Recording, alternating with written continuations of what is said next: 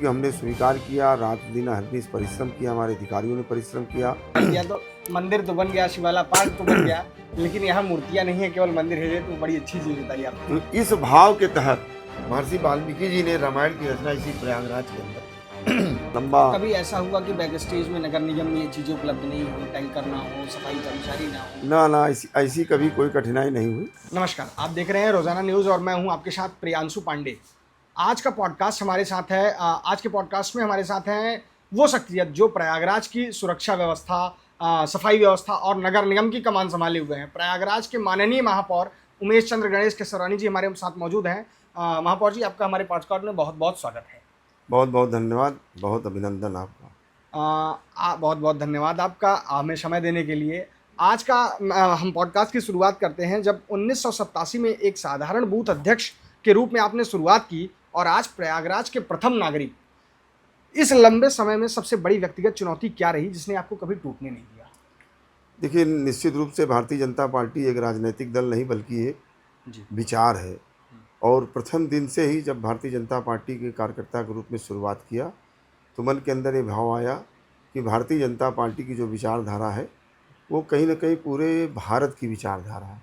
तो भारतीय जनता पार्टी में काम करना, भारत की विचारधारा की सेवा करने का एक एहसास मेरे मन के अंदर हुआ। इस नाते कहीं कोई कठिनाई, कहीं कोई निराशा, अनेक उतार चढ़ाव के बावजूद भी मन के अंदर सदैव उत्साह भारतीय जनता पार्टी के लिए काम करने के लिए बना रहा।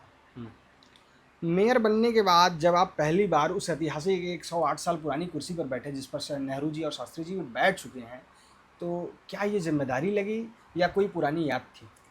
निश्चित रूप से मेरे लिए सौभाग्य का विषय रहा। प्रयागराज की जनता ने ऐतिहासिक मतों से मुझे आशीर्वाद दिया और जब एक बड़ी जिम्मेदारी मिलती है तो आम जनता की बड़ी अपेक्षाएं भी होती हैं और उस अपेक्षाओं को पूरा करने के लिए मन के अंदर जो संकल्प था, भारतीय जनता पार्टी का जो संस्कार था, भारतीय जनता पार्टी की जो राष्ट्रवादी विचारधारा थी, उसके आधार पर मैंने समाज की सेवा करने का दायित्व प्रारंभ किया। और इस कारण मैं समझता हूँ मुझे किसी भी प्रकार की कोई चुनौती का सामना नहीं करना पड़ा, क्योंकि प्रयागराज के गौरव के अनुरूप जो भी हमारे समाज की अपेक्षा थी, उस अपेक्षाओं को पूरा करने के लिए एक जुनून मन के अंदर था, अहर्निश परिश्रम करता रहा। इसलिए और ये भी मन के अंदर भाव था कि जिस कुर्सी पर मैं बैठ रहा हूँ उस कुर्सी पर देश के प्रधानमंत्री रहे पंडित नेहरू जी बैठ चुके हैं, देश के प्रधानमंत्री रहे लाल बहादुर शास्त्री जी बैठ चुके हैं। तो उस कुर्सी की गरिमा और गौरव को बना करके रखना है और यही कारण रहा कि प्रयागराज का जो राजनीतिक गौरव था उसके अनुरूप हम लोगों ने बुनियादी विकास के साथ साथ प्रयागराज की विरासत को भी आगे बढ़ाने का काम किया है। कभी जब आप मेयर की कुर्सी पर बैठे तो कब जब पहली बार आपने मेयर की कुर्सी पर पदभार ग्रहण किया तो कभी ऐसा लगा कि मैं आज ये काम करूँगा या मैं मेयर बनने के बाद ये काम करूँगा? नहीं, चूँकि मैं इस सदन का पहले भी सदस्य रहा, मैं पार्षद भी रहा, तो पार्षद के नाते भी तमाम तकलीफें पूरे देखनी पड़ती हैं पार्षद को। पूरे शहर की समस्याओं के लिए संघर्ष करता रहा। जी। पार्षद से लोगों की अपेक्षा होती है वो भी मुझे जानकारी थी और इस कारण सभी माननीय पार्षदों की अपेक्षाओं को पूरा करने के साथ साथ प्रयागराज का जो गौरव है, जो गौरवशाली इतिहास है, उस गौरवशाली इतिहास को कैसे जीवित तो नहीं, पुनर्गतिशील किया जाए, उसको मैंने ध्यान में रख करके काम प्रारंभ किया और प्रयागराज की विरासत को आगे बढ़ाना ये हमने अपने हृदय के अंदर उतार करके रखा कि जो हमारी गौरवशाली परंपराएं हैं, गौरवशाली हमारा इतिहास है, हमारे शहर का जो सामाजिक ताना बाना है, हमारे शहर का जो सांस्कृतिक गौरव है, आध्यात्मिक गौरव है, इन सब चीज़ों को आगे बढ़ाना है और उसी निमित्त हम सब लोगों ने काम भी किया है। जैसे ही आप प्रयागराज में महापौर के पदभार में बैठे, वैसे ही आपके सामने एक बड़ी चुनौती आई, महाकुंभ। इसे आपने कैसे देखा, चुनौती के रूप में या अवसर के रूप में? निश्चित रूप से महाकुंभ देश और दुनिया के लिए एक बहुत बड़ा आयोजन था। उसको लेकर के चुनौती भी थी और एक अवसर भी था बेहतर करने का। चुनौती को हमने स्वीकार किया, रात दिन अहर्निश परिश्रम किया, हमारे अधिकारियों ने परिश्रम किया। और सबसे बड़ी बात है कि उत्तर प्रदेश के यशस्वी मुख्यमंत्री आदरणीय योगी आदित्यनाथ जी का भरपूर आशीर्वाद हम सब लोगों को प्राप्त हुआ, और इसलिए यह एक अवसर बन गया। अवसर के अनुरूप काम करने का जो एक आनंद आया, जो एक सीख मिली। और कुंभ मेला, माघ मेला के किनारे के हम लोग रहने वाले थे, कीरगंज हमारा आवास है, तो बचपन से ही कुंभ मेला और माघ मेला से भावनात्मक रूप से हम लोग जुड़े थे। सारी समस्याओं को भी जानते थे, उसका समाधान भी कैसे होगा उसको भी जानते थे, और पहले से ही हम लोगों ने इस पर व्यापक रूप से काम किया। और जो जो प्रस्ताव शासन की ओर गए, शासन ने उदारतापूर्वक उसको स्वीकार किया, और माननीय मुख्यमंत्री जी के नेतृत्व में, उनके दिशा निर्देश में हम लोगों ने हर चुनौतियों को पार किया। ये बहुत बड़ी बात है कि जिस शहर की आबादी 40 लाख हो, उस शहर में 66 करोड़ 30 लाख लोग आ जाएं, तो एक बहुत बड़ी चुनौती है। लेकिन गंगा मैया और जमुना मैया और सरस्वती मैया की कृपा से हम सब लोगों ने 44 करोड़ लोगों के आने की उम्मीद प्रशासन ने लगाया था, लेकिन 1.5 गुना ज़्यादा उसे जनता आई। आप कल्पना करिए कि 15,000 सफाई मित्रों को लेकर के माघ मेला, कुंभ मेला क्षेत्र की सफाई, और लगभग 8,000 सफाई मित्र शहर के अंदर की सफाई, और बहुत सारे मशीनरी संसाधनों का उपयोग करते हुए हम लोगों ने जो एक स्वच्छ कुंभ, हरित कुंभ और डिजिटल कुंभ, जो प्रधानमंत्री जी ने जिसका आह्वान किया था, उनकी मंशा के अनुरूप हम सब लोगों ने इस कुंभ मेले का आयोजन किया। इस आयोजन से पहले मतलब इतना बड़ा आयोजन था, 66 करोड़ लोगों ने स्नान किया, तमाम श्रद्धालु यहाँ रुके हुए 1 माह का कल्पवास किया। कभी ये मन में हिचकिचाहट थी कि ये नहीं हो पाएगा, इससे ये चीज़ें हो सकती हैं, इससे हमारी ये चीज़ें प्रभावित हो सकती हैं? नहीं, ऐसा कभी कोई हिचकिचाहट नहीं आई, क्योंकि एक लंबा अनुभव होने के साथ साथ मेरा मानना है कि यहाँ का सारा मैनेजमेंट गंगा माई स्वयं संभालती है, और उनके ही आशीर्वाद से हम सब लोगों ने 66 करोड़ लोगों को सकुशल गंगा स्नान करा करके, इसमें शहर के लोगों का भी बहुत बड़ा योगदान रहा। आप कल्पना करिए कि उस समय ऐसा कोई चौराहा नहीं था जहाँ भंडारे न चल रहे हों। पूरे शहर की जनता ने दिल खोल करके तीर्थयात्रियों की सेवा करने का काम किया, और उस भाव को पुष्ट किया, अतिथि देवो भव। यानी उस प्रकार का वातावरण अगर किसी को देखना है तो कुंभ मेला, माघ मेला और कुंभ मेला में आ जाए। प्रयागराज कैसे अपने अतिथियों की सेवा करता है वो भी दिखाई पड़ा। शहर की जनता का भरपूर सहयोग मिला, माननीय मुख्यमंत्री जी का भरपूर सहयोग मिला, और गंगा मैया के आशीर्वाद से हम सब लोगों ने जो योजनाएं बनाई, बहुत चुनौती थी। आप कल्पना करिए, मौनी अमावस्या के दिन जब इतनी, ऐसा कोई सड़क नहीं था जहाँ पर केवल मुंड मुंड मुंड और मुंड ही दिखाई पड़ रहे। और उस समय, रात के समय जब मेला वापसी हो रहा था, रेलवे स्टेशन पर अपार भीड़ थी, सारी सड़कें पूरी भरी हुई थी। रात भर तीर्थयात्रियों के बीच में रहा, और मैं अपनी जनता का अभिनंदन करूंगा कि उन्होंने, लोगों ने अपने घर के जितने भी कंबल थे, रजाई थे, गद्दे थे, दुकानदारों ने जो बेचने के लिए लाया था, सब कुछ तीर्थयात्रियों के हवाले कर दिया। लोग सड़कों पर उनको बिछा करके आराम कर रहे थे, और जैसे जैसे रेलवे स्टेशन खाली होता था वैसे वैसे आगे बढ़ते थे। सारे स्कूल, कॉलेजेस सब खुल गए थे। गजब का दृश्य था। लेकिन 40 लाख हमारे शहर की जनता सड़कों पर निकल करके सेवा कर रही थी, इसलिए कहीं भी किसी प्रकार की कोई कठिनाई का सामना हमारे तीर्थयात्रियों को नहीं हुआ। चाय पीते रहिए, नहीं तो ठंडी हो सकती है। हाँ। दूसरी बात ये है कि महाकुंभ एक साल लगा, कुंभ प्रतिवर्ष लगता है। उस कुंभ में या महाकुंभ में कागजों पे प्लान करना तो आसान है, वो तो कोई भी कर सकता है कि इसको हम ऐसे करेंगे, इसको हम ऐसे करेंगे, लेकिन उसके साथ सामने क्या चुनौतियाँ आती हैं, और क्या कभी ऐसा होता है कि नगर निगम के बैक स्टेज में ये चीज़ें ना हो, उसके लिए क्या क्राइसिस होते हैं? देखिए, कठिनाइयाँ होती है। अब माघ मेला ही आप देख लीजिए, 2012 के महाकुंभ में 7 करोड़ लोग आए थे, जी। और 2025 25 के माघ मेले में 24 करोड़ लोग आए। पिछला जो माघ मेला गुजरा है इसमें 24 करोड़ लोगों ने माँ गंगा का स्नान किया। यह भी एक बहुत बड़ी चुनौती थी, क्योंकि अमूमन माघ मेला में यही माना जाता था कि 2 से 4 करोड़ 5 करोड़ लोग आएंगे। हाँ। लेकिन इस बार माघ मेला लगभग 24 करोड़ लोग आए। उनके रहने, उनके खाने, उनकी बुनियादी सुविधाएं, उन सब का नगर निगम और जिला प्रशासन माघ मेला कुंभ मेला प्राधिकरण ने भरपूर तैयारियों के साथ किया और 24 करोड़ लोग स्नान करके बहुत ही आसानी के साथ इस शहर से निकल गए।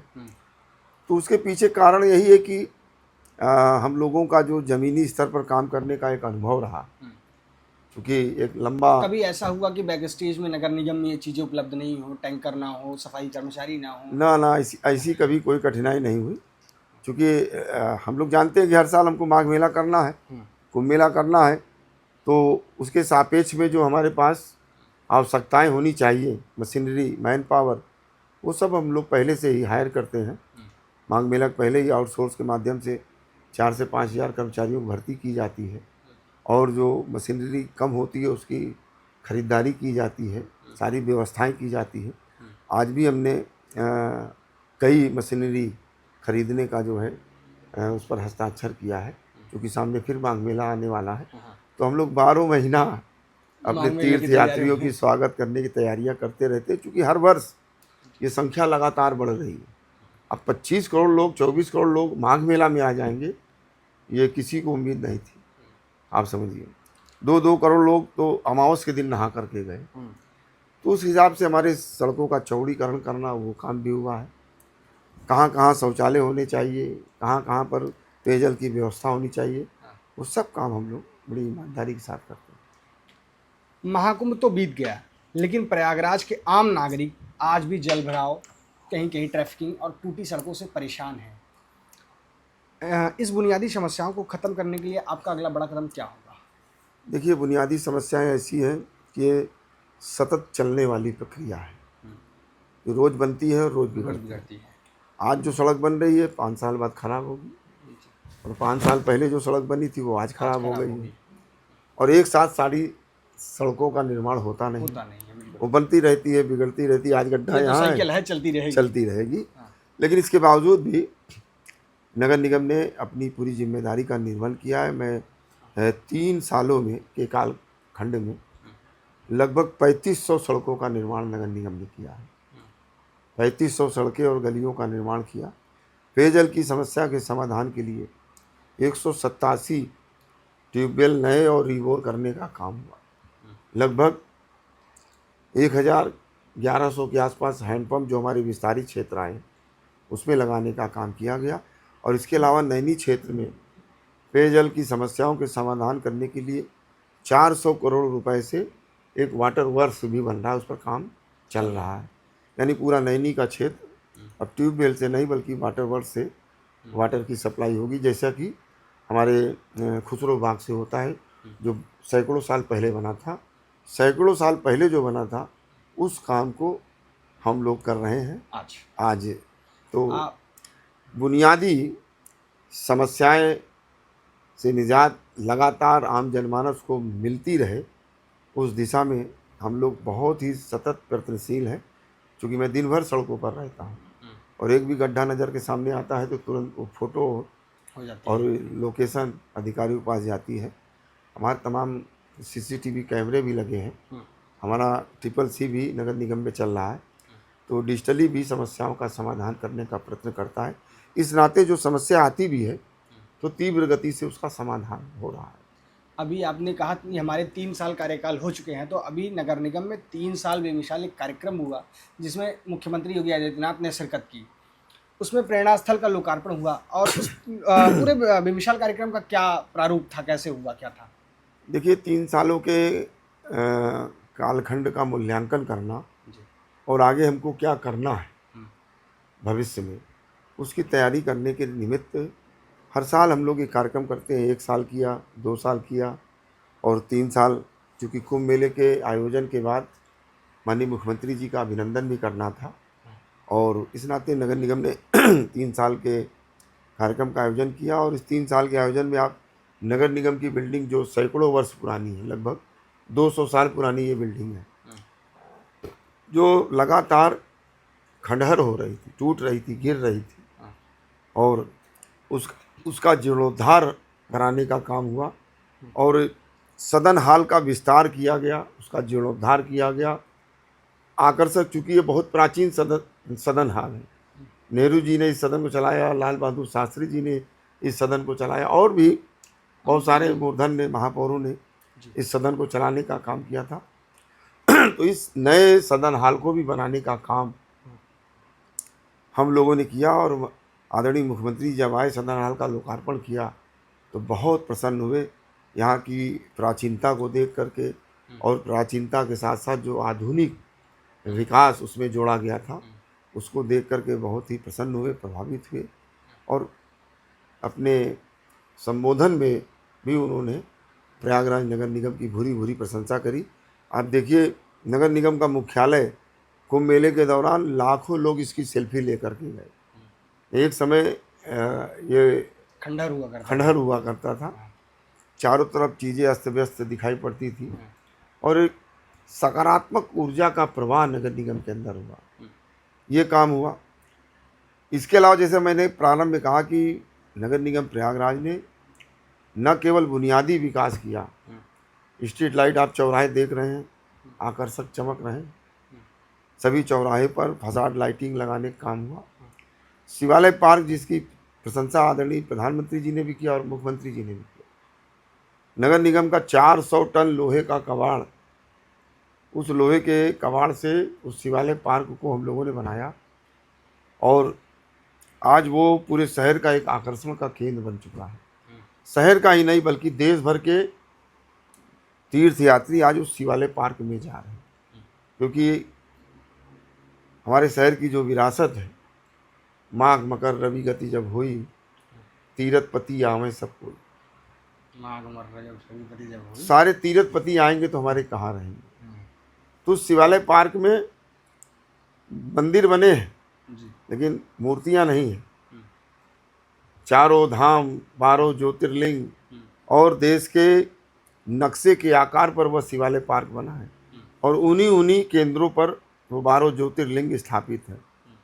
तो जब तीर्थपति हमारे माघ के महीने में आएंगे तो विराजमान होंगे, तो वहीं पर विराजमान होते हैं। बड़ी फैक्ट की बात बताई, लोगों ने इस पर कई बार सवाल किया। तो मंदिर तो बन गया, शिवालय पार्क तो बन गया, लेकिन यहाँ मूर्तियाँ नहीं है, केवल मंदिर है। तो बड़ी अच्छी चीज़ बताई आपने। तो इस भाव के तहत उस शिवालय पार्क को निर्मित किया गया, और साथ ही साथ वो भारत के नक्शे के आकार में वह शिवालय पार्क है, और उसमें एक वाटर बॉडी भी है।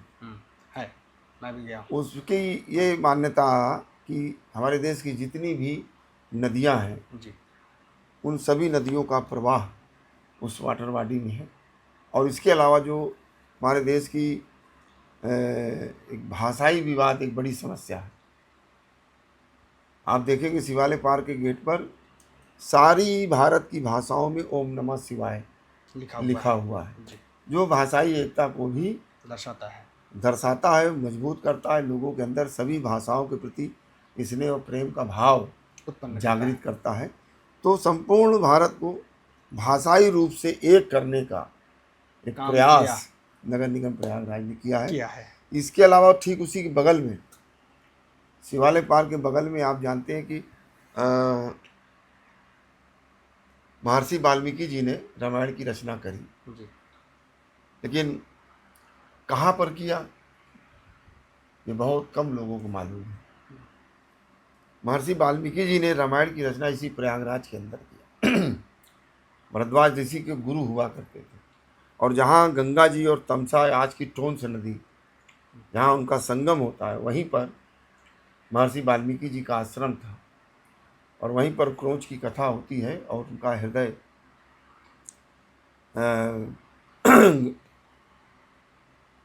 उस क्रोंच की कथा में आहत होता है, और वहीं से उनके मुख से रामायण का काव्य फूटता है। तो ये प्रयागराज का गौरव है। जिस रामायण से, जिस मर्यादा पुरुषोत्तम राम के जीवन से पूरे भारत का जीवन गतिशील होता है, उसकी रचना इस प्रयागराज में के है। अंदर हुआ। ये प्रयागराज के हर एक नागरिकों के लिए एक गौरव है। बिल्कुल। उस विषय को उद्भाषित करने के लिए वही शिवालय पार्क के ठीक बगल में साहित्य तीर्थ बन रहा है। उसमें महर्षि वाल्मीकि जी की भव्य प्रतिमा रामायण लिखते हुए लगी है। साथ ही हमारा प्रयागराज साहित्य का एक बहुत बड़ा केंद्र है। भारत का जितना भी साहित्य है उसमें 80% साहित्य प्रयागराज के अंदर रचित हुई है। प्रयागराज के मूर्धन्य साहित्यकारों ने उसकी रचना की है। निराला जी हो, सुमित्रानंदन पंत जी हो, हमारी महादेवी वर्मा जी हो, हरिवंश राय बच्चन हो, जगदीश गुप्त हो, राम कुमार वर्मा हो, ऐसे जो मूर्धन्य साहित्यकार हैं जिन्होंने साहित्य की सेवा प्रयागराज के अंदर किया और उसके माध्यम से समाज को की अनेक प्रकार की जो जिज्ञासाएं थी उन जिज्ञासाओं को अपने साहित्य के माध्यम से शांत किया। तो ये साहित्य का तीर्थ है। तो उस स्मृति में साहित्य तीर्थ बनना, वहाँ सभी महापुरुषों की, सभी मूर्धन्य साहित्यकारों की प्रतिमाएं, पुस्तकालय, कन्वेंशन सेंटर, ओपन थिएटर इस भाव से बनाया जा रहा है ताकि हमारे प्रयाग की जो साहित्यिक परंपरा है वो जीवंत रहे। और जो नवीन हमारे साहित्य के साधक हैं जब इन महापुरुषों के सानिध्य में साहित्य का सृजन करेंगे तो बड़ी बड़ी समस्याओं का समाधान होगा और हमारे प्रयागराज का जो साहित्यिक गौरव है वो बढ़ेगा। तो प्रयागराज का साहित्यिक गौरव को बढ़ाने के लिए पूरे विश्व को, पूरी दुनिया को, पूरे भारत को प्रयागराज के साहित्यिक गौरवशाली इतिहास से जोड़ने के लिए, बचाने के लिए वो साहित्य तीर्थ बन रहा है। और मैं समझता हूँ 2-3 महीने में वो भी बन जाएगा, उसका भी लोकार्पण। देश भर के जो साहित्य के साधक हैं वर्तमान, उन सब के सानिध्य में उस साहित्य तीर्थ का लोकार्पण होगा। तो एक बहुत बड़ा, क्योंकि मेरा मानना है कि समाज के अंदर अनेक प्रकार की विसंगतियां हैं, समस्याएं हैं, अनेक विचारधाराओं के बीच में संघर्ष है और इस संघर्ष को हम बंदूक से, बम से, गोली से कभी भी समाप्त नहीं कर सकते हैं। हम केवल संवाद से कर सकते हैं, साहित्य से कर सकते हैं और साहित्य का केंद्र हमारा प्रयागराज है। तो यहाँ ऐसे साहित्य के मनीषियों ने जो प्रकृति के प्रति और व्यक्ति के प्रति तमाम विचारधाराओं को एक करने के प्रति जो उन्होंने साहित्य का सृजन किया है वो परंपरा हमारी बनी रहे और यहाँ के जो साहित्य के साधक हैं अपने साहित्य का ऐसा विराट स्वरूप प्रस्तुत करें जिससे संपूर्ण विश्व भारत की उस संस्कृति से जुड़ सके। भारत की संस्कृति क्या है? वसुधैव कुटुंबकम, सारा विश्व हमारा परिवार है। हम सबके सुखी और निरोगी की रहने की कामना करते हैं। सर्वे भवन्ति सुखिनः, सर्वे सन्तु निरामया, सर्वे भद्राणि पश्यन्ति, मा कश्चित् दुःखभाग् भवेत्। ये हमारी अवधारणा है और इस अवधारणा से हम संपूर्ण विश्व को एक कर सकते हैं। जो विचारधाराओं की टकराहट है उसको हम केवल और केवल साहित्य से ही समाप्त कर सकते हैं। तो उसकी प्रयोगशाला हमारा प्रयागराज है। तो उस गौरव को भी हम लोगों ने उद्भाषित करने का काम किया। इसके अलावा माननीय प्रधानमंत्री जी ने एक संकल्प लिया और सभी देश भर के नेताओं से भी आग्रह किया कि 1 सिटी 1 फॉरेस्ट, हर शहर का अपना एक जंगल हो ताकि वायु प्रदूषण से मुक्ति मिल सके और प्रकृति के प्रति, पर्यावरण के प्रति लोगों का भाव बना रहे। उसको ध्यान में रख करके नगर निगम प्रयागराज ने नैनी के औद्योगिक थाने के ठीक पीछे कूड़े के पहाड़ को समाप्त करके 2.5 लाख पेड़ों का एक सघन जंगल बनाने का काम 15 अगस्त 2023 को उसका शिलान्यास किया था। और आज आप जा कर के वहाँ देखेंगे तो 2.5 लाख पेड़ लहलहा रहे हैं। एक पूरा जंगल वहाँ पर आपको दिखाई पड़ेगा। वहाँ पर मोर भी आ गए, कबूतर भी आ गए, खरगोश भी कूद रहा है। न जाने कहाँ से जो हमारे जंगली जीव हैं आज उस जंगल में निवास कर रहे हैं। लाखों लाख पंछियों का बसेरा वो जंगल बन चुका है। तो पर्यावरण के संरक्षण, प्रकृति के संरक्षण और प्रकृति और पर्यावरण के संरक्षण का भाव लोगों का जागृत हो उस निमित्त भी नगर निगम प्रयागराज ने अद्भुत काम किया है। इसके अलावा भी प्रेरणा स्थल की आप चर्चा कर ही रहे थे। जी ये समाज प्रेरणा कहाँ से प्राप्त करेंगे? जो हमारे महापुरुष हैं, उनका जीवन हम लोगों के लिए प्रेरणा पुंज है। तो 3 महापुरुषों की प्रतिमाएं उस माँ जमुना, गंगा, सरस्वती के पवित्र तट पर लगाने का काम हुआ। श्री अटल बिहारी वाजपेयी जी जो राजनीतिक संत हैं, अजात शत्रु हैं, राजनीतिक कार्यकर्ता उनसे प्रेरणा प्राप्त कर सकता है। डॉक्टर श्यामा प्रसाद मुखर्जी जो एक प्रखर राष्ट्रवादी नेता थे, आज सत्ता के लिए लोग समाज का विभाजन कर रहे हैं, गला काट रहे हैं, अनाप शनाप उल्टे सीधे नारे लगा रहे हैं। भारत तेरे टुकड़े होंगे, इंशाअल्लाह इंशाअल्लाह, नाम रहेगा अल्लाह का।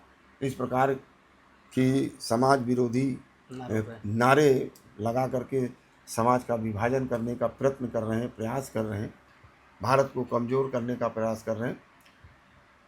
डॉक्टर श्यामा प्रसाद का मुखर्जी का जीवन, वो सत्ता उनके पास थी और उन्होंने देश की एकता और एकात्मकता के लिए सत्ता को ठोकर मार करके अपने प्राणों का बलिदान देने का काम किया ताकि देश का जो सार्वभौमिक गौरव है वो बना और रहे। एकता है वो बनी रहे। लोग उससे प्रेरणा प्राप्त कर सकते हैं कि सत्ता के लिए हमें समाज का विभाजन नहीं करना है, बल्कि देश को एक करना है। यह भाव डॉक्टर श्यामा प्रसाद मुखर्जी के जब प्रतिमा पर हम जाएंगे तो जागृत हो सकता है। अशोक सिंघल जी, देश रहेगा, समाज रहेगा, लेकिन किस रास्ते चलेगा? अगर हमारे देश की संस्कृति, परंपराएं, मान्यताएं छीण हो गई तो भारत की कल्पना की जा सकती है? नहीं की जा सकती। इसलिए वो संस्कृति के प्रतीक हैं। मर्यादा पुरुषोत्तम राम इस देश की प्राण वायु है और अयोध्या में राम जन्मभूमि आंदोलन के वो अगुआ रहे हैं। और केवल राम जन्मभूमि आंदोलन नहीं बल्कि गौ सेवा का भी आंदोलन चलाया। वेद जो भारत की आत्मा है उसके लिए भी वेद विद्यालयों की भी स्थापना कराई। महिलाओं के उत्थान और विकास के लिए भी अनेक प्रकल्प चलाए। विश्व हिंदू परिषद के माध्यम से सामाजिक समरसता को इस भारत की एकता का एक आधार बनाया। उनका भी वहाँ पर प्रतिमा हमको कहीं ना कहीं भारत की संस्कृति, परंपरा, मान्यताओं से जोड़ने का काम करता है। तो वो प्रेरणा स्थल भी प्रयागराज का एक गौरव स्थल बना है और प्रयागराज के नागरिक आज बड़ी संख्या में वहाँ जा कर के आनंद का अनुभव कर रहे हैं। आपने बताया कि अयोध्या की जब बात चली तो हम बात कर ले। बताया जाता है कि आप भी प्रयागराज में रहकर प्रयागराज के रहने वाले हैं, लेकिन आपने भी अयोध्या राम मंदिर के लिए लड़ाई लड़ी थी। बिल्कुल, हम लोग तो 87 से ही भारतीय जनता पार्टी कार्यकर्ता के रूप में जब काम करना प्रारंभ किया तो पहला आंदोलन ही हम लोगों के सामने राम जन्मभूमि आंदोलन आया।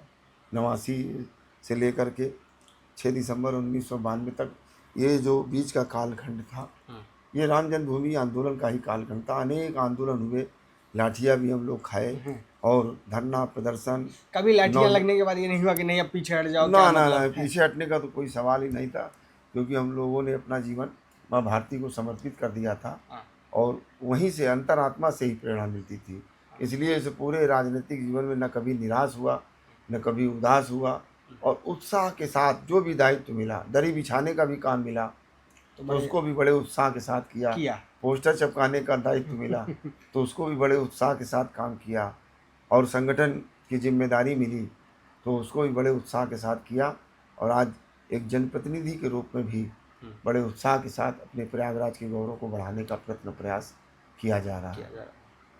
प्रयागराज स्मार्ट सिटी बनने का दावा करता है, लेकिन क्या स्मार्ट सिटी सिर्फ कैमरों, सीसीटीवी और कुछ डिजिटल लाइट से संभव है, या इसके लिए क्या किया जा सकता है?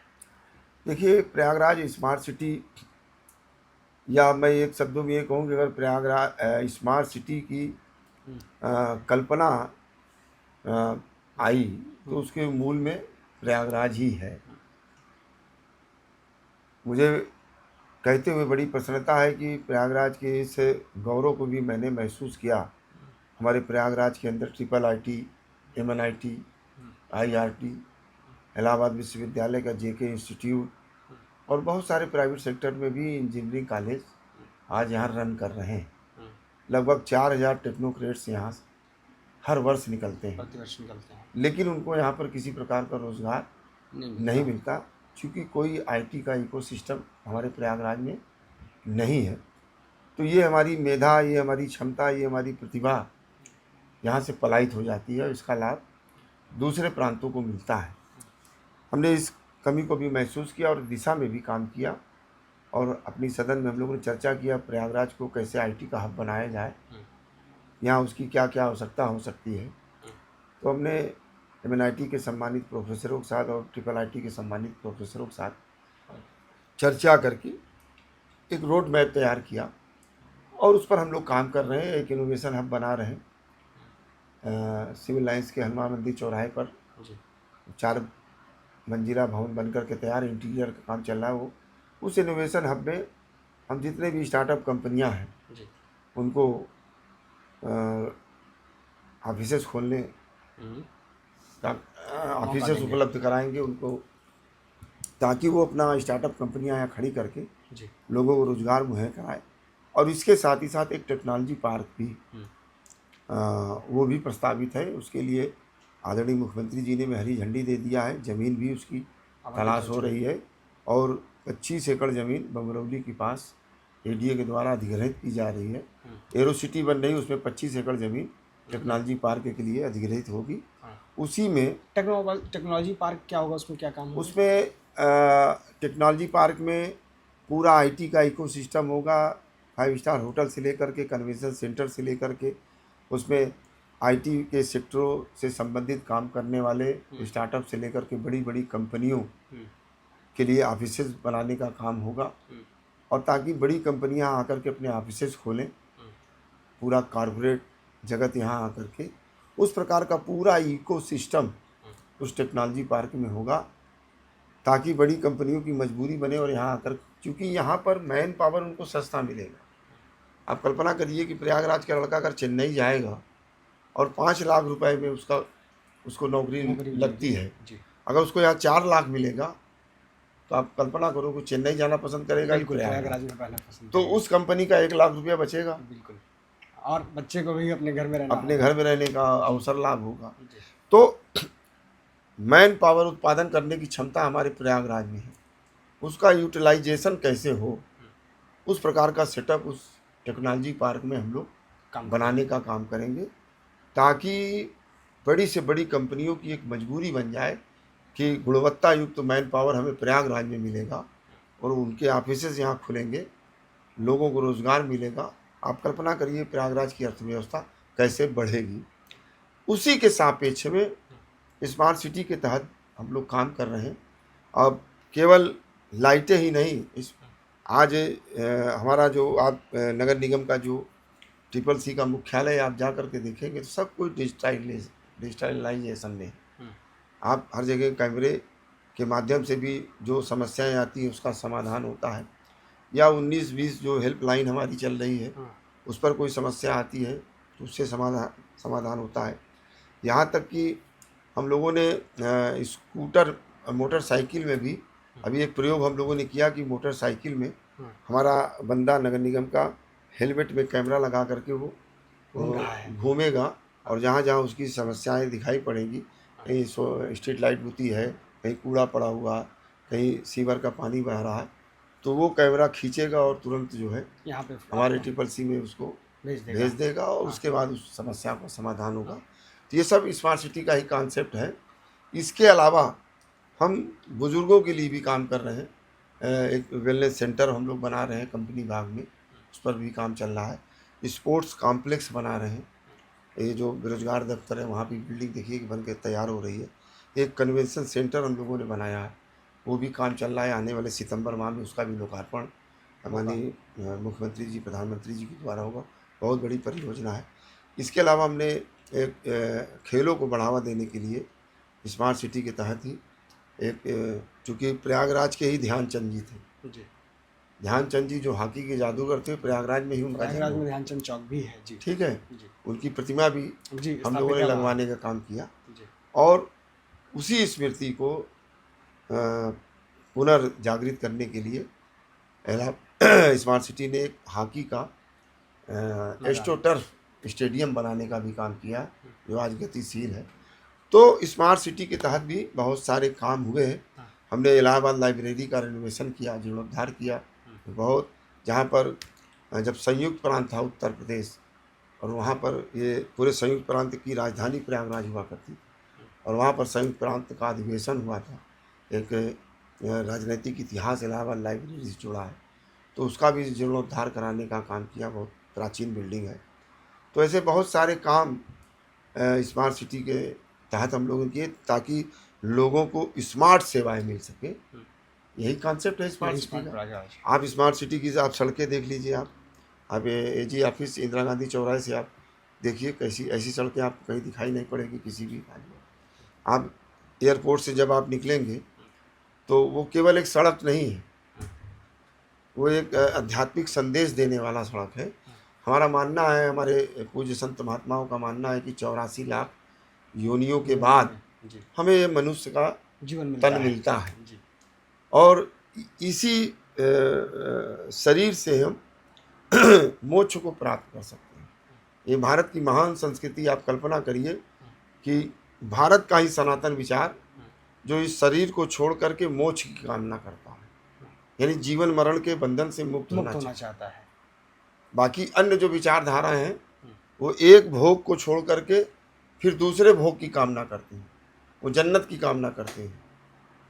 यानी यहाँ तो हम भोग ही रहे हैं, और फिर जन्नत में भी हम जाना चाहते हैं, और दूसरा विचारधारा वो स्वर्ग चाहती है, यानी एक भोग को छोड़ करके दूसरे भोग को प्राप्त। लेकिन जो हम लोग जिस विचारधारा के, भारत जिस विचारधारा चलता है, वो मोक्ष की कामना करता है। और मोक्ष मिलेगा कहाँ? तो माँ गंगा हमारी मोक्षदायिनी है। तो जो एयरपोर्ट रोड पर 84 खंबे लगे हुए हैं, आप देखेंगे तो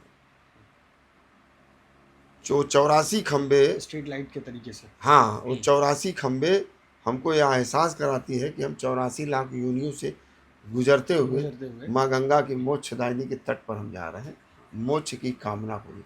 वह एक आध्यात्मिक सड़क है, एक आध्यात्मिक संदेश देने वाली सड़क है। तो और प्रयागराज में अगर जिस व्यक्ति को मोक्ष मिल जाए तो वो परम मोक्ष प्राप्त कर सकता है, जीवन मरण के बंधन से। लेकिन इसी के साथ एक सवाल कहा जाता है, नैनी का औद्योगिक क्षेत्र, नैनी को औद्योगिक क्षेत्र भी कहा जाता है, जहाँ कभी बड़ी कंपनी TCS और जैसी तमाम बड़ी कंपनियाँ थी, लेकिन आज वो केवल नाम का औद्योगिक क्षेत्र रह गया। क्या कभी प्रयागराज नगर निगम वहाँ भी काम करेगा? देखिए, खैर ये नगर निगम के उद्योग लगाना, उसके लिए अलग एक विभाग ही शासन के पास है। नहीं, पहल, हाँ, पहल तो उसके लिए लगातार हम लोग कर रहे हैं। देखिए, प्रयागराज का जो एक स्वभाव है, या कह लीजिए प्रयागराज का जो एक चरित्र है, या प्रयागराज का जो की जो संस्कृति है, ये पर्यटन उद्योग से जुड़ा हुआ है। क्योंकि पर्यटन भी एक बहुत बड़ा उद्योग है। 66 करोड़ 30 लाख लोग आए, छोटे छोटे दुकानदारों से लेकर के बड़ी बड़ी कंपनियों को यहाँ लाभ हुआ। 25 करोड़ लोग माघ मेला में आ रहा है। तो कहीं अगर हमारा औद्योगिक क्षेत्र प्रयागराज के का पिछड़ा, तो दूसरी तरफ हमारा जो ये पर्यटन उद्योग है वो बड़ी तेज़ी के साथ आगे बढ़ा, और उसको हम लोगों ने बढ़ाने का हर संभव प्रयत्न भी किया। तमाम जगह वेंडिंग जोन से इत्यादि, फ्लोटिंग रेस्टोरेंट से लेकर के बहुत सारी सुविधाएं, तमाम होटल का व्यवसाय यहाँ पर बढ़ा। लेकिन मेरा मानना है कि यहाँ पर धार्मिक पर्यटन और बेहतर किया जा सकता है, और इसको बढ़ाया जा सकता है। धार्मिक पर्यटन और धार्मिक पर्यटन उद्योग की बड़ी असीम संभावना है यहाँ पर है, और उसी दिशा में हम लोगों ने प्रयास भी किया है। आप देखिए, अक्षय वट का कॉरिडोर, मनकामेश्वर मंदिर का कॉरिडोर, नागवासुकी का कॉरिडोर, और इसके साथ साथ भगवान राम जहाँ आए भरद्वाज आश्रम का कॉरिडोर, समझ रहे हैं। तो ये सारे कॉरिडोर जब से बने हैं, यहाँ पर तीर्थयात्रियों की संख्या लगातार बढ़ रही, जिससे यहाँ का व्यवसाय बढ़ रहा है, लोगों को रोजगार मिल रहा है। लेकिन जैसा कि आपने कहा कि नैनी का औद्योगिक क्षेत्र बढ़ना चाहिए, उसके लिए नगर निगम लगातार प्रयास कर रहा है, पत्राचार कर रहा है शासन में भी कि कैसे इसको बढ़ाया जाए। 2-4 नई कंपनियां भी यहाँ पर आई हैं। कुछ शंकरगढ़ की तरफ आप देखेंगे तो सीमेंट के प्लांट और कोका कोला का प्लांट, और जो है इसका पेप्सी कोला का, ये सब नए प्लांट कुछ आए हैं। लेकिन मैंने कहा ना कि प्रयागराज का जो स्वभाव है, जो चरित्र है, राजनीतिक स्वभाव है, हम्म, तो राजनीति का शिकार भी औद्योगिक क्षेत्र हुआ। जी तमाम तरीके से जो सरकारी कंपनियां थी वो एक समय बहुत सारे लोगों के लिए रोज़गार क्रिएट करती थी, और कहीं न कहीं वहाँ कुछ कमी रही, जिसके कारण धीरे धीरे वो कंपनियां मृतप्राय हुई।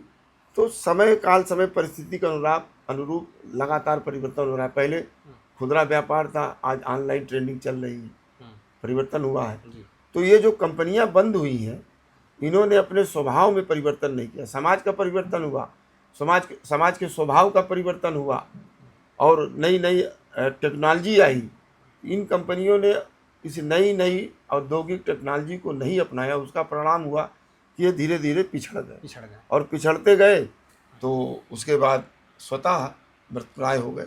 लेकिन अभी भी संभावना है, हम लोगों का प्रयास है, और आप उसी के केंद्र को ध्यान में रखते हुए हम लोगों ने ये जो टेक्नोलॉजी पार्क की जो मैंने चर्चा प्रारंभ की है, जी जिस दिन ये टेक्नोलॉजी पार्क प्रारंभ हो जाएगा, उस दिन तमाम बड़ी बड़ी जब कंपनियां हैं यहाँ आएंगी, ऑफिसेस खोलेंगी, जी तो बड़ी बड़ी कहीं ना औद्योगिक कहीं व्यापार इकाई, भी लौटेगा। बड़ी बड़ी औद्योगिक इकाइयाँ भी हाँ, यहाँ पर आएंगी। हाँ, तो धार्मिक पर्यटन के साथ साथ औद्योगिक विस्तार भी होगा, और टेक्नोलॉजी के क्षेत्र में भी एक गुणात्मक सुधार जो आने वाले समय में दिखेगा। प्रयागराज का जो और आर्थिक विकास है, मैं कह सकता हूँ कि उत्तर प्रदेश का ग्रोथ इंजन प्रयागराज होगा, ग्रोथ इंजन आर्थिक ग्रोथ प्रयागराज। इंजन प्रयागराज होगा। उस दिशा में हम लोग काम कर रहे हैं। इसके बाद आपकी पढ़ाई छत्रपति साहू जी महाराज कानपुर से हुई। उस दौरान कभी कोई ऐसा मोड़ या कोई ऐसी कहानी जिससे आपने राजनीति की तरफ झुकाव बढ़ाया हो? देखिए, राजनीति पहले मैं सेना में जाना चाहता था। जब मैं युवा था और बचपन में जब था, तो मैं अपने पिताजी से सेना की वर्दी मंगा करके पहनता था। छोटे छोटे बच्चे नहीं जैसे, हाँ हाँ तो मेरा स्वभाव सेना में जाने का था, और उसके लिए मैं गया भी, प्रयास भी किया। लेकिन दुर्भाग्य से सब कुछ पास कर लेता था, लेकिन ये जो है मेरा मेडिकल ये यहाँ से थोड़ा जो दिखता है। हाँ हाँ, दिक्कत। तो इसके कारण मुझे मेडिकल में अनफिट कर दिया गया। मेडिकल में अनफिट किया। मैं बहुत लड़ा भी, और कि अगर दुश्मन से लड़ना होगा तो गोली यहाँ से चलेगी, हाँ यहाँ से थोड़ी चलेगी। लेकिन प्रकृति ने कुछ और लिखा था, देश की सेवा ही करना था, लेकिन तरीका माध्यम दूसरा उसका था। दूसरा था। हाँ, तो देश की सेवा की भावना करने की का भाव बचपन से ही था, और इसलिए भारतीय जनता पार्टी और राष्ट्रीय स्वयं सेवक संघ जो राष्ट्रवादी विचारधारा से ओतप्रोत है, तो झुकाव मेरा आरएसएस की ओर गया, और वहाँ स्वयंसेवक के रूप में काम करते हुए भारतीय जनता पार्टी के लिए काम किया, और आज भी कर रहा हूँ, मरते दम तक करते रहूँगा। क्योंकि भारतीय जनता पार्टी में काम करने का मतलब ही है कि भारत माता की सेवा करना। तो उसी भाव को लेकर के इस नाते कभी कोई कठिनाई नहीं होती है, और बड़े उत्साह के साथ काम करते हैं।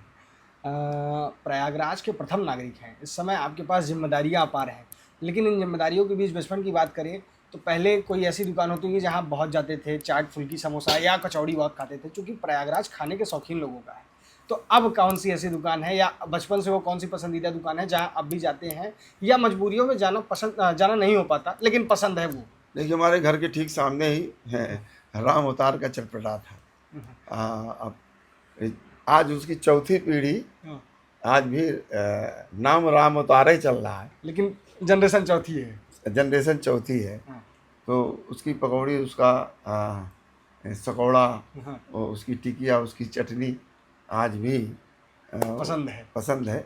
तो आज भी मैं उसके, क्योंकि हमारे घर के सामने ही घर से निकलता हूँ, तो उससे पूछता हूँ क्यों सकौड़ा है तो खाने का मन करता। फिर दूसरा लोकनाथ, जो हमारे शहर का खान पान का हृदय है, तो लोकनाथ की गलियों में भी घूम घूम करके मैं खाता रहा। मैं चटर बटर बहुत खाता था। अब तो एक बड़ी जिम्मेदारी है, प्रयागराज नगर निगम की पूरी जिम्मेदारी है, पूरे शहर की जिम्मेदारी है, तो अब तो मुश्किल होता होगा जाना? नहीं, मुश्किल या प्रोटोकॉल दिक्कत होती होगी? नहीं, कोई प्रोटोकॉल नहीं, मेरे साथ कोई प्रोटोकॉल नहीं। मैं आज भी जहाँ चाहता हूँ वहाँ खड़े होकर के खाने लगता हूँ। अपने जितने पुराने मित्र हैं, और जितने हमारे पुरानी दुकानें हैं, या जहाँ जहाँ मैं रुकता था, ठहरता था, मिलता था, आज भी बिना प्रोटोकॉल के मैं वहीं रुकता भी हूँ, ठहरता भी हूँ, लोगों से वैसे ही घुलता मिलता हूँ, वैसे ही बातचीत करता हूँ। और इसी विरासत को आगे बढ़ाने के लिए नगर निगम प्रयागराज ने 2 मोहल्ले को हेरिटेज मोहल्ले के रूप में विकसित करने का काम निर्णय कर लिया है, लोकनाथ और दारागंज। लोकनाथ चूँकि बहुत पुराना मोहल्ला है, वहाँ 3-3 भारत रत्न वहाँ पैदा हुए, पंडित मदन मोहन मालवीय जी जी और राष्ट्रीय पुरुषोत्तम दास टंडन और पंडित जवाहरलाल नेहरू जी। जी और भारतीय भवन का पुस्तकालय और लोकनाथ की गलियों में वो समोसा, वो कचौड़ी कचौड़ी की और महक। वो दमालू, वो लस्सी, वो मलाई, वो रबड़ी, जो आज भी पूरे प्रयागराज के लोगों के लिए जाने प्रिय है। और बाहर के लोग भी आते हैं, तो हर शहर की अपना एक हेरिटेज होता है, एक विरासत होती है, उसको जानना चाहते हैं। तो इसलिए हम इन 2 मोहल्लों को हेरिटेज मोहल्ले के रूप में विकसित कर रहे हैं, लोकनाथ और दारागंज। और दारागंज। दारागंज आप जानते हैं बहुत पुराना मोहल्ला है, तमाम मठ मंदिर, पूज्य संत महात्माओं के अखाड़े और लाल कोठी जहाँ मीराबाई जी आकर के भजन किया करती थी, अहिल्याबाई होलकर जी जहाँ पर कल्पवास करती थी, तो ऐसे महापुरुषों की यादें वहाँ पर जुड़ी हैं। तो इन दोनों मोहल्ले को हेरिटेज मोहल्ले के रूप में भी विकसित कर रहे हैं, उसका टेंडर भी फ्लोर हो चुका है। तो ये भी हमारे प्रयागराज के गौरव को बढ़ाने का काम करेगा। पढ़ाई भी आप पूछ रहे थे, तो पढ़ाई में मैं ये कहना चाहूँ, मैं विद्यार्थी जीवन मेरा बड़ा अलमस्त वाला जीवन रहा है। मैं पढ़ने के साथ साथ मुझे खेलों में बड़ी रुचि रही। मैंने पहलवानी से लेकर के और क्रिकेट से लेकर के, स्विमिंग से लेकर के, कैरम से लेकर के, फुटबॉल से लेकर के, ऐसा कोई खेल नहीं जो बहुमुखी कला के धनी हाँ, थे। उसको भी कबड्डी से लेकर के ये सब करते हुए पढ़ाई भी तो करता इसके साथ था। पढ़ाई पे प्रभाव पड़ता होगा, तो हाँ, माता खूब पिता से पढ़ता डांट। था, लेकिन गंगा मैया, सरस्वती मैया कृपा थी, कभी फेल नहीं हुआ। हर बार पास हो जाता था। और लेकिन डांट तो पड़ती होगी घर हाँ, पे। डांट तो पिताजी बहुत मारते थे हमको। काटजू में 8 तक पढ़ा, फिर डॉक्टर KP जायसवाल में हाई स्कूल किया, फिर इलाहाबाद इंटर कॉलेज से इंटर किया। इंटर किया। चूँकि कॉमर्स वहाँ ना होने के कारण फिर हाई स्कूल के बाद फिर यहाँ आकर के कॉमर्स लिया। फिर इलाहाबाद डिग्री कॉलेज में एडमिशन भी काम में लिया और वहाँ पढ़ाई पूरी नहीं कर पाए, इसी खेल और इन सब चीज़ों के कारण फिर कानपुर यूनिवर्सिटी से हमने ग्रेजुएशन किया। शिक्षा पूरी की। हाँ, एक सवाल और इसके जवाब आपको एक शब्दों में देने हैं। प्रयागराज से रहने वाले हैं, प्रयागराज का सबसे पसंदीदा कोना या गंगा घाट कौन सा है? देखिए हमारी गंगा माँ ऐसी है कि सब घाट सुंदर है, अप्रतिम है। एक जो और आपको पसंद हो, और पूरी जहाँ जाना सुकून देता हो। देखिए मैं प्रतिदिन गंगा मैया के पास जाता हूँ हाँ। और यहीं जो राम घाट है वहाँ डेली बैठता भी हूँ, राम घाट पर। और वहीं से ये सारे जितने भी सांस्कृतिक ये तो- विचार आप जो मैंने आपके बीच में साझा किया, ये सारे सांस्कृतिक विचार माँ गंगा मैया की कृपा है, वहीं तट से ही ये सारे विचार आते हैं। और वो विचार जब मैं अपने अधिकारी के सामने प्रस्तुत करता हूँ और माँ की कृपा से ही वो सारे काम फलीभूत, जितने भी काम सोचे वो सारे काम आज 3 सालों में लेकिन मिला जुला सफलतापूर्वक। जवाब आया, घाट का नाम नहीं पता चला। हाँ, मिला जुला जवाब आया, घाट का नाम नहीं पता चला कि माननीय महापौर को कौन सा घाट ये पसंद सभी गंगा मैया के सारे घाट पवित्र हैं, अप्रतिम है और मोक्ष दायिनी है। सभी घाटों से मेरा बहुत स्नेह है और मैं सभी घाटों को प्रणाम करता हूँ। है। राजनीति में आपका रोल मॉडल या गुरु, एक नाम।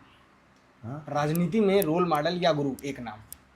राजनीति में हमारे रोल मॉडल हैं पंडित दीनदयाल उपाध्याय जी, डॉक्टर श्यामा प्रसाद मुखर्जी, और वो उनके ही विचार हमेशा उद्वेलित करते हैं। प्रयागराज महापौर के पद पर रहते हुए कोई एक ऐसा काम जिससे अपने को भी अच्छा लगे और लोगों के लिए यादगार भी रहे। मेरे सभी काम में अगर कहूँ तो साहित्य तीर्थ का पार्क जो स्वयं में आनंद पहुंचाने वाला है, चूँकि हमने अपने साहित्यिक गौरव को उद्भासित किया। शिवालय पार्क स्वयं में आनंद पहुंचाने वाला है कि हमने माघ मकर रवि गति जब हुई, तीरथपति आवे सब कोई, अपने सारे पूज्य देवी देवताओं के लिए एक आवाहन उस शिवालय पार्क में किया। जंगल, पशु पंछियों, पर्यावरण के लिए इतना बड़ा लाखों लाख पंछी वहाँ ठहर रहा है। ये सब काम तो सुकून देने वाले हैं, लेकिन एक काम जो अपने को भी सुकून दे कि मैंने चलो इसको कर दिया और प्रयागराज के लोगों को याद भी रहे। काम तो सभी यादगार हैं, हाँ। लेकिन एक काम। अब मैं कैसे कहूँ, एक काम, अब प्रेरणा स्थल भी आप देख रहे हैं, तो आज हजारों लोग वहाँ जा कर के राष्ट्रभक्ति की प्रेरणा प्राप्त कर रहे हैं। ये सब काम हमने 36 विद्यालय, जी अ, गरीबों के बच्चे जहाँ पढ़ा करते थे प्राथमिक विद्यालय में, जो जी खंडहर हो गए थे, हम्म, और वहाँ पर कुछ लोगों ने कब्जा भी कर लिया था, ऐसे 36 विद्यालय को जमींदोज करके नई बिल्डिंग बनाने का काम किया, जहाँ कंप्यूटर क्लासेस, स्मार्ट क्लासेस, भोजनालय, शौचालय, प्रिंसिपल ऑफिस, मीटिंग हॉल, शानदार मैदान। हम्म, आप उस विद्यालय को आप देखेंगे जा कर के, तो निश्चित रूप से आपको लगेगा कि विकास जो हुआ है। हमारा गरीब आदमी है, जी मैंने कहा ना कि पंडित दीनदयाल उपाध्याय हमारे आदर्श हैं, जी ये उनके आदर्श का ही परिणाम है। क्योंकि गरीबों की सेवा करना, गरीबों के जीवन में गुणात्मक परिवर्तन करना, समाज के अंतिम पायदान पर बैठे हुए व्यक्ति के जीवन में गुणात्मक परिवर्तन लाना, ये हमारा संकल्प है। और ये गुणात्मक परिवर्तन होगा कहाँ से? ये केवल शिक्षा से होगा, और बुनियादी शिक्षा अगर उनको ढंग से नहीं मिलेगी तो उनका विकास नहीं होगा, बौद्धिक विकास नहीं होगा। यह काम वास्तव में बहुत सुकून ही देने वाला है। सुकून देने वाला है कि हमने भारत के भविष्य को गढ़ने में भी अपनी सहयोग किया भूमिका है। का निर्वहन किया है। निर्वहन किया। ये काम भी बहुत ही सुकून देने वाला है। धन्यवाद। आप पूरा पॉडकास्ट देखने के लिए आपका बहुत बहुत धन्यवाद। पॉडकास्ट कैसा लगा कमेंट सेक्शन में जरूर बताएं और रोजाना न्यूज़ पे बने रहें।